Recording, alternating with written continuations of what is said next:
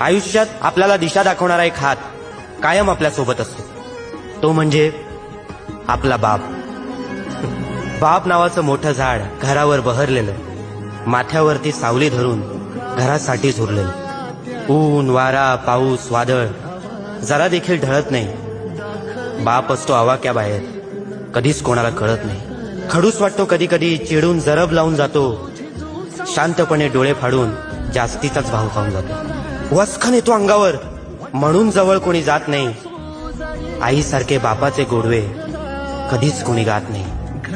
आईसारखी बापाला मिठी कधीच मिळत नाही, कारण बाप असतो आवाक्याबाहेर, कधीच कोणाला कळत नाही. बघा ना, बापाला सहसा कोणी मनावर घेत नाही.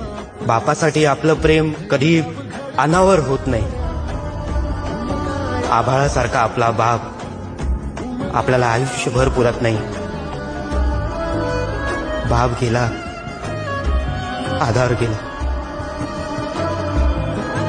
बाकी काही उरत नाही.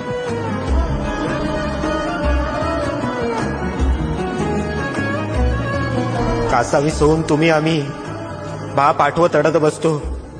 त्याच्यासोबत जगण्यासाठी आयुष्यभर कुडत बसतो. आयुष्यात बाप आहे तोवरच खरं जगता येतं. आयुष्यातलं खरं सुख आपल्या बापाकडंच मागता येतं.